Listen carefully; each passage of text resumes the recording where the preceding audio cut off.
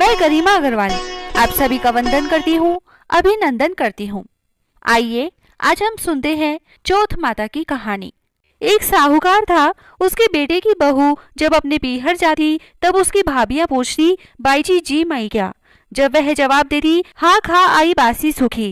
एक दिन उसका पति अपनी ससुराल आया, तब उसकी भाभियां बोली कि आप हमारी बाई जी को बासी सूखी रोटियां क्यों देते हैं? यह बात आपके घराने के लिए अच्छी नहीं है। साहूकार का लड़का शर्मा गया, घर आया तो अब अपने खाने की थाली तो उसे देता और उसकी लेकर आप खाता। थोड़े दिन बाद फिर मायके गई तो भाभियों ने पूछा, क्यों बाई जी, अब तो अच्छी तरह भोजन मिलता है?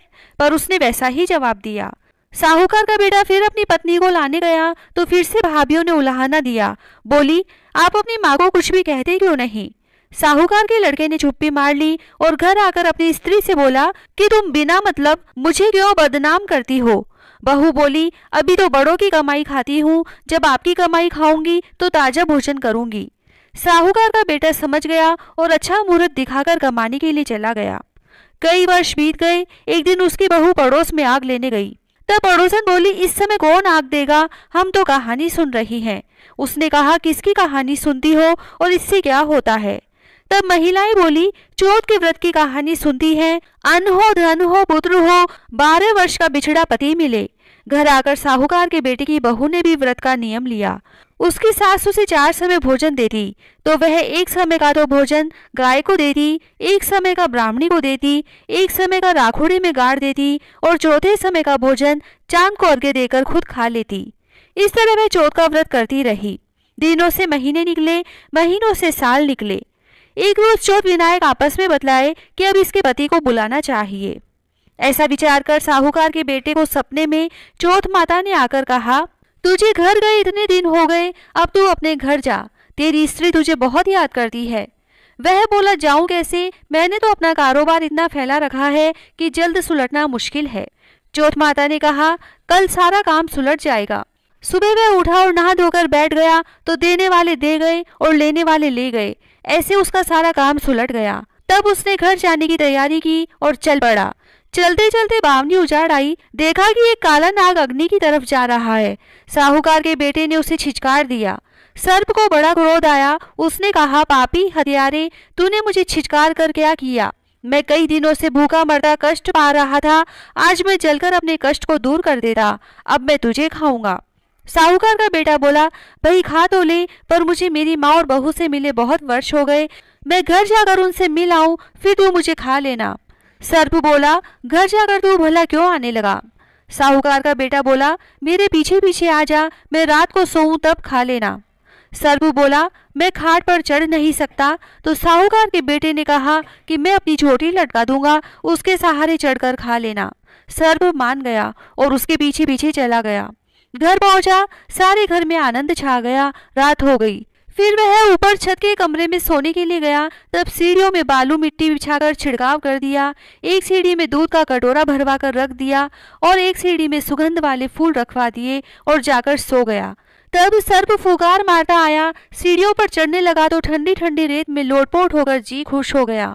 ऊपर चढ़ा तो दूध का कटोरा भरा देखा।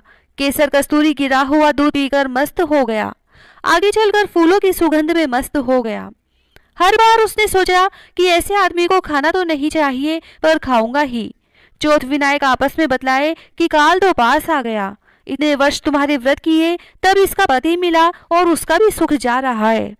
विनायक जी ने तलवार से उसके कई टुकड़े कर दिए, पर सांप की पूंछ में जी बाकी रह गया और वह उछलकर उसकी जूती में जा गिरी।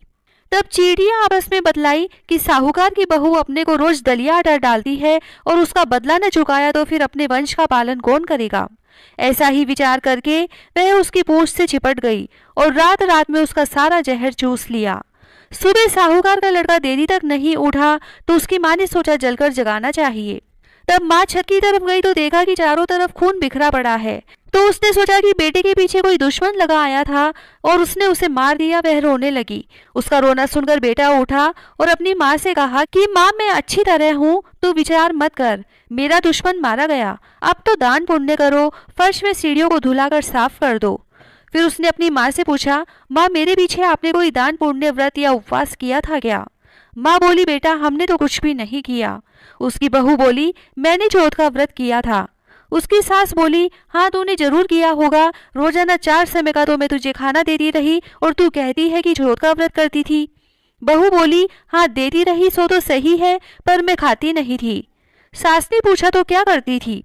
बहू बोली, पहले समय का तो गऊ को देती थी, दूसरे समय का हथकार वाली ब्राह्मणी को दे देती और तीसरे समय का राखुड़े में दबा देती तथा चौथे समय का चांद को अर्घ्य देकर मैं खा लेती। सास ने कहा, यह कैसे माना जाए? बहू बोली, आप इस बात की जांच करो। सास गऊ के पास गई तो गऊ ने सिर हिलाकर हाँ भरी। ब्राह्मणी से पूछा तो उसने कहा, हाँ देती थी। राखुड़े को खोदकर देखा तो हीरे मोती जगमगा रहे थे। सास को ईमान आ गया और बोली, हाँ बहू, तेरे इस व्रत से ही आज मेरा बेटा राजी खुशी है। इसका दुश्मन मारा गया और खूब धन दौलत भी हो गई। उसने सारी नगरी में ढिंढोरा पिटवा दिया कि बेटों की माएं, पुरुषों की स्त्रियां 12 चौथ का व्रत करे। 12 नहीं तो 6, 6 नहीं तो 4 और 4 नहीं तो 2 अपने दीदे गोड़े आंख पैर के लिए जरूर करे। हे महाराज चौथ विनायक, जैसे साहूकार के बेटे का कष्ट काटा उसी तरह सबका काटना। उसकी बहू को सुहाग दिया वैसा सबको देना। कहता ने सुनता ने हुकारा भरता ने सारे परिवार की रक्षा करना। जय श्री राधे। बिंदाई जी की कहानी।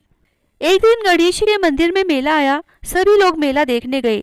एक छोटी सी लड़की ने अपनी माँ से कहा, माँ मैं भी मेला देखने जाऊंगी।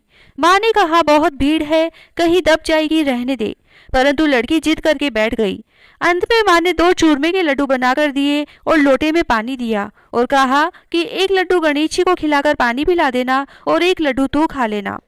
लड़की मेले में गई। सब लोग मेला देखकर वापस आने लगे और लड़की को भी वापस आने को कहा। तब लड़की ने कहा कि मैं तो गणेश जी को लड्डू खिलाकर ही वापस आऊंगी और गणेश जी की शरण में बैठ गई और कहती गई, एक लड्डू तुझको, एक लड्डू मुझको।